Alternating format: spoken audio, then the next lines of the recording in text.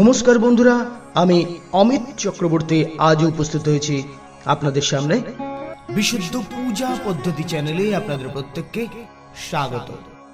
পূজা পাঠের বিষয় সম্পর্কে জানতে বা জানাতে আমাদের এই চ্যানেলটি সাবস্ক্রাইব করে রাখবেন এবং পাশের বেল আইকনটি প্রেস করতে ভুল করবেন না। অবশ্যই সঙ্গে একটি লাইক দেবেন। বন্ধুরা, এর আগের কন্টেন্টে আমি তুলসী দান প্রকরণ বা পদ্ধতি নিয়ে বিশদে আলোচনা করেছিলাম। আজকের আলোচ্য বিষয় সেই পঞ্চাঙ্গেরই আরো একটি পাঠ। পঞ্চাঙ্গের আরো একটি পাঠ বলতে পঞ্চাঙ্গে 5টি বিশেষ দেবতার পূজা হয়ে থাকে। আমরা প্রত্যেকেই জানি, যারা বিশদে কর্ম করে থাকি তারা জানি। দুর্গা পূজা বিশেষ, দেবী মাহাত্ম্য অর্থাৎ চণ্ডীপাঠ, মধুসূদন জপ, পার্থিব শিব পূজা, সঙ্গে বিষ্ণু সহস্রনাম এবং সংকীর্তন। এই সমস্ত মিলিয়ে কিন্তু পঞ্চাঙ্গের কর্ম হয়ে থাকে। আর বৃহৎ পঞ্চাঙ্গে এই সব কর্মই থেকে থাকে। তার মধ্যে বৃহত্তর হয়ে থাকে বৃহৎ পঞ্চাঙ্গের ক্ষেত্রে শিব পূজা।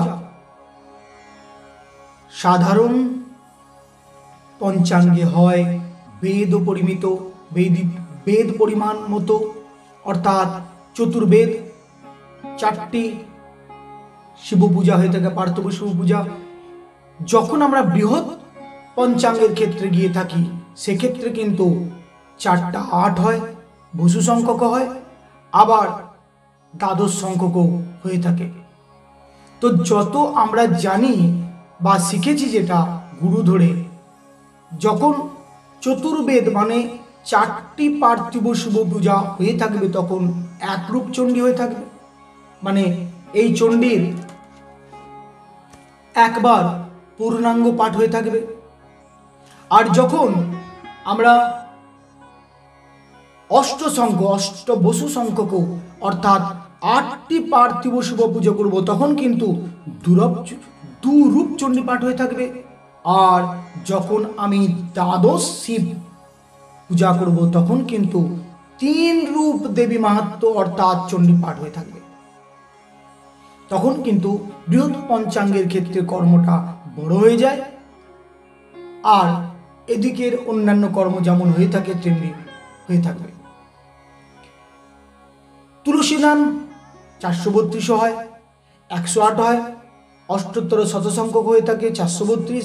আবার অনেক ক্ষেত্রে যেখানে যেমন ঠিক সেখানে তেমন হিসাবে 1008 সংখ্যাও কিন্তু তুলসী দান হয়ে থাকে। তো আজকের আলোচ্য বিষয়ে আগের দিনের মতোই কোনো এক বন্ধু জানতে চেয়েছিলেন আমার কাছ থেকে যে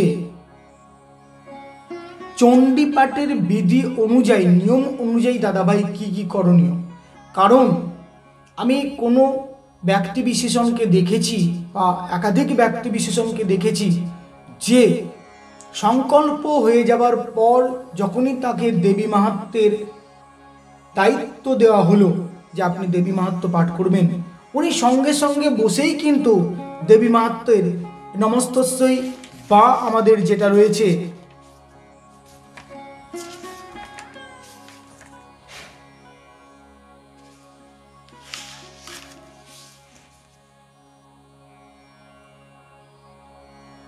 অর্গলা স্তোত্রের বিশেষ পাঠ নমঃস্তুতে নমঃস্তুতে, ওম জয়তং দেবী চামুণ্ডে জয় ভূতাপহারিণী, জয় সর্বগত দেবী কালরাত্রি নমঃস্তুতে, জয়ন্তী মঙ্গলা কালী ভদ্রকালী কপালিনী, দুর্গা শিব সমাধত্রে সহস্রধা নমঃস্তুতে। অর্থাৎ যশোদেহি দিশোজয়ী ইত্যাদি যেগুলো রয়েছে, অর্থাৎ অর্গলা স্তোত্র প্রথমেই উনি অর্গলা স্তোত্রে হাত দিয়ে দেন। দাদা ভাই, এটাই কি নিয়ম? চণ্ডীতে হাত দিয়েই কি অর্গলা স্তোত্রের পাঠে তাকে বসে যেতে হয়? না, প্রারম্ভিক ক্রিয়াকর্ম কিছু থেকে থাকে। তার প্রশ্ন এটাই ছিল।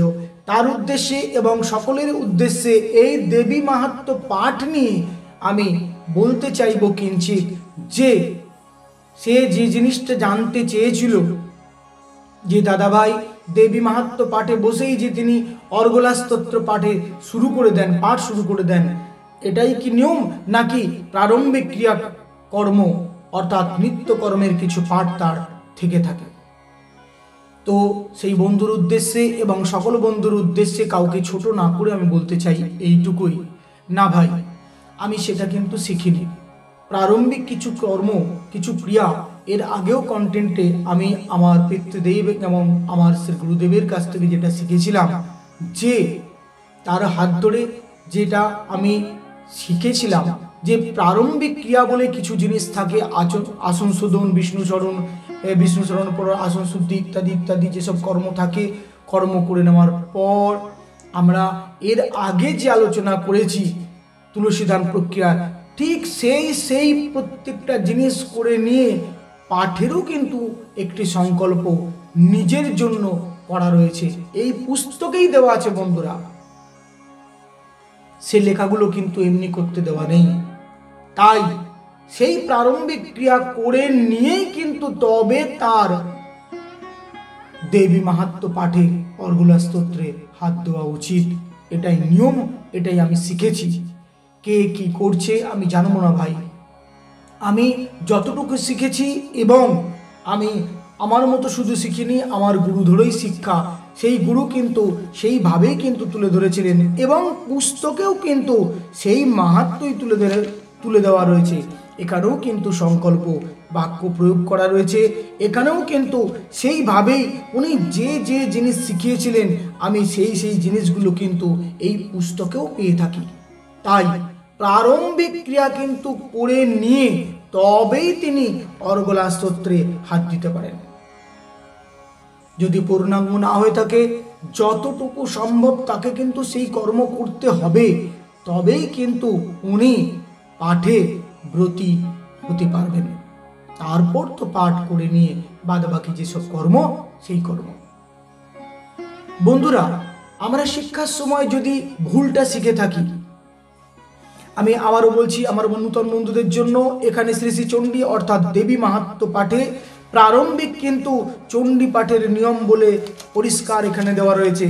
চণ্ডী পাঠের নিয়ম দিয়ে এখানে ডিটেলসে দেওয়া রয়েছে এবং তারপরে কিন্তু পাঠ, চণ্ডী পাঠ, চণ্ডী পূজা বিধি বলেও কিন্তু দেওয়া রয়েছে ডিটেলসে। তারপর কিন্তু পাঠের কথা থেকে থাকে, অর্থাৎ তাহলে কিন্তু তাকে বসেই ওই কর্ম কিন্তু উনি করতে পারেন না। আমি আমার নূতন বন্ধুর জন্য যে তথ্য তুলে ধরলাম, আশা করছি আমার প্রত্যেক বন্ধুর জন্য এই দেবী মাহাত্ম্য পাঠ নিয়ে যে ভ্রান্তি রয়েছে, সেই ভ্রান্তি আশা রাখছি কেটে যাবে। বন্ধুরা, আমি একের পর এক নূতন তথ্য তখনও দেওয়ার চেষ্টা করেছি, এখনো আপ্রাণ চেষ্টা চালিয়ে যাচ্ছি আমার নূতন বন্ধুদের জন্য নূতন কিছু করে তথ্য তুলে ধরার জন্য। আশা রাখছি আজকের তথ্য আমার নূতন বন্ধুদের খুব কাজে লাগবে। আপনারা সঙ্গে থাকুন, সুস্থ থাকুন, দেখতে থাকুন বিশুদ্ধ পূজা পদ্ধতি। নমস্কার।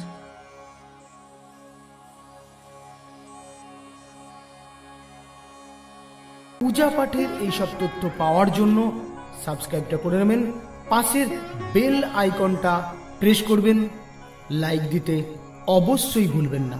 সঙ্গে থাকুন, ভালো থাকুন, দেখতে থাকুন বিশুদ্ধ পূজা পদ্ধতি। নমস্কার।